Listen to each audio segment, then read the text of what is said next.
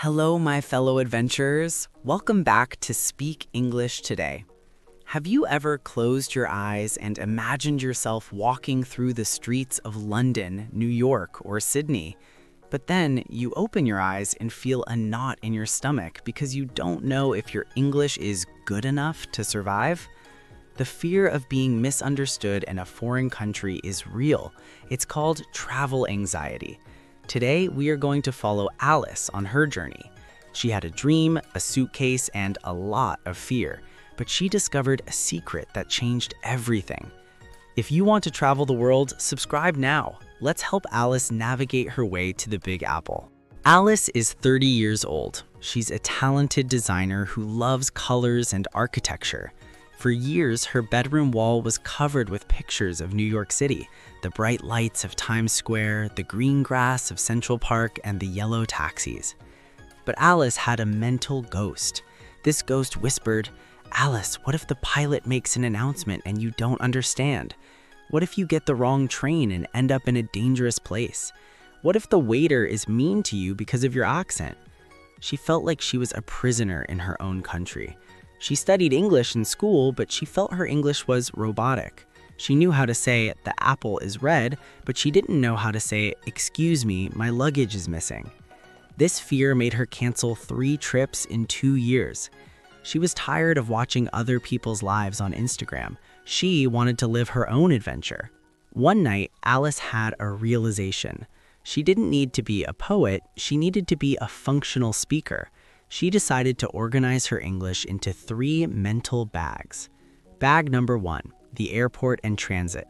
She focused on verbs like depart, arrive, and gate.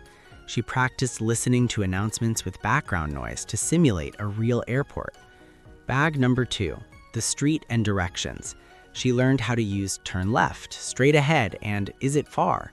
She stopped using GPS for one day in her own city and tried to think of directions in English. Bag number 3, the social interaction. She learned how to say, "Could you repeat that more slowly, please?" And "I'm sorry, I'm still learning."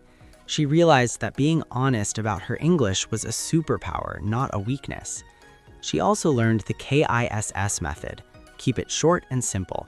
Instead of saying, "I would like to inquire if it is possible for me to have a cup of coffee with a little bit of milk," she practiced, "1 coffee with milk, please." Direct, effective, successful. The day arrived. Alice was at JFK Airport in New York City. The air smelled like coffee and jet fuel. The airport was loud, people were running, it was chaos. When she reached the immigration booth, the officer looked tired. He didn't look like a teacher, he looked like a man who wanted to go home. He asked, "Where are you staying?" Alice's mind went blank for a second. Her heart hammered against her chest. But then she remembered her mental bags. She pulled out her hotel reservation and said clearly, "At this hotel in Manhattan for 10 days. The officer nodded, scanned her fingerprints, and said, "Have a great time in the city, Alice." That was it. The ghost was gone. During her trip, Alice made mistakes. She once ordered a chicken instead of a kitchen item, and she laughed about it with the waitress.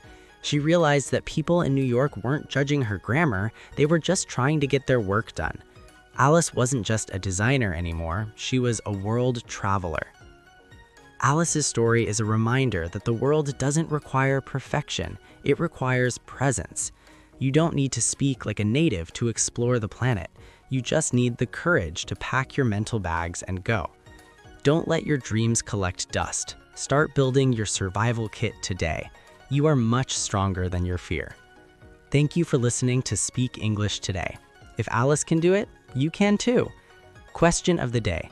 What is the first thing you would buy in an American supermarket? A giant chocolate? A specific soda? Tell me in the comments. See you in the next episode. Safe travels and goodbye.